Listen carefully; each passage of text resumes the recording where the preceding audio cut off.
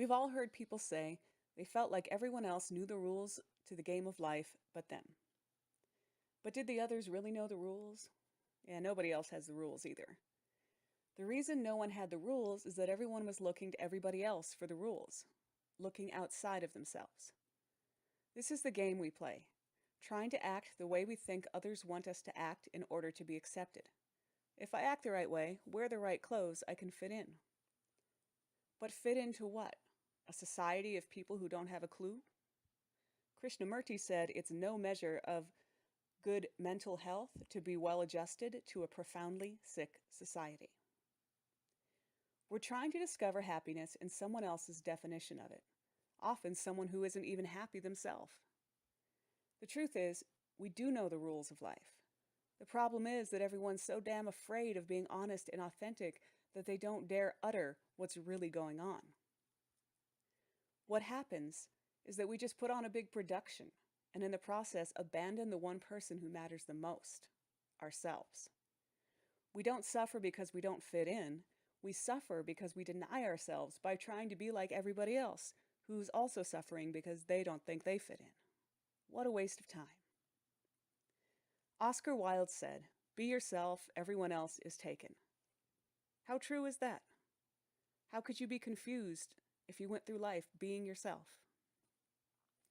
This is what we're teaching one another, to deny ourselves and to pretend to be someone that we're not. If that's not a source of confusion, I can't imagine what else could be. How could we trust one another with such a genuine lack of authenticity? How could you trust yourself when you know you're faking, pretending, acting? You're doomed from the get-go. It's time we believe in ourselves. It's time we look within for the answers. It's time that we align ourselves with others who comprehend the value of being authentic.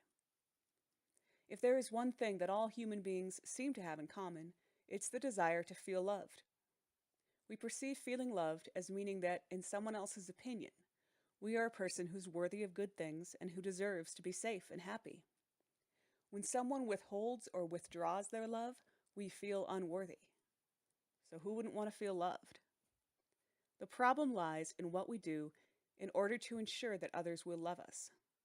Instead of allowing ourselves to be authentic and secure in the knowledge that we are worthy, we go through life like actors on a stage, playing different roles for people based on what we think will please them. We think that we have to trick someone into loving us by behaving according to their expectations. Then, when we feel they have been sufficiently duped and have fallen for us, we start to show our true selves, warts, insecurities, neuroses, and all. This can evoke two reactions from the person whose love we are seeking. Most often, they will realize they've been deceived and resentment will begin to build, creating a wall of mistrust and suspicion between us. On the other hand, the other person may just reveal that they've seen through our masks all along and have loved us because of ourselves, not in spite of ourselves. If someone loves us because of who we pretend to be, how will we ever feel truly loved?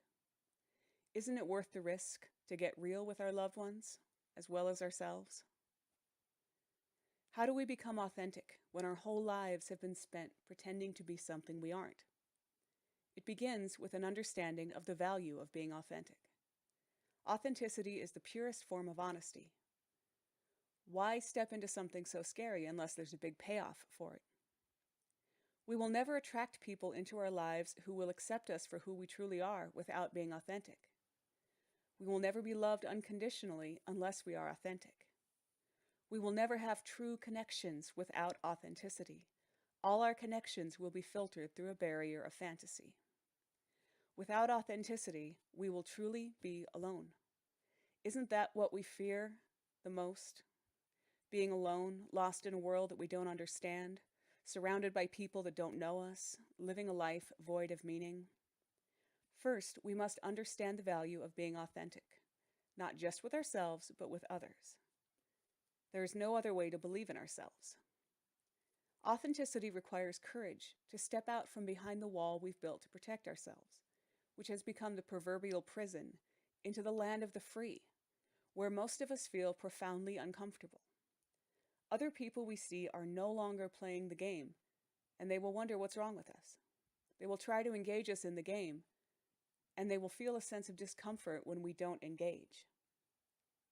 We may be tempted to accept the cold comfort of pretending once again, but we must not forget what it is that we're aiming for, our soul's purpose.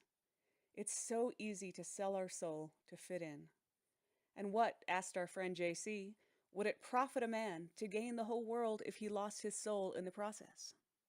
To live one's soul purpose is the ultimate prize, and it requires leaving the ego's purpose behind. Here are some quotes to help us consider this. There's a Serbian proverb: be humble, for you are made of earth. Be noble, for you are made of stars. In 1980, Carl Sagan said, the nitrogen in our DNA, the calcium in our teeth, the iron in our blood, the carbon in our apple pies were made in the interiors of collapsing stars. We are made of star stuff. H.G. Wells, the great science fiction writer, said life begins perpetually.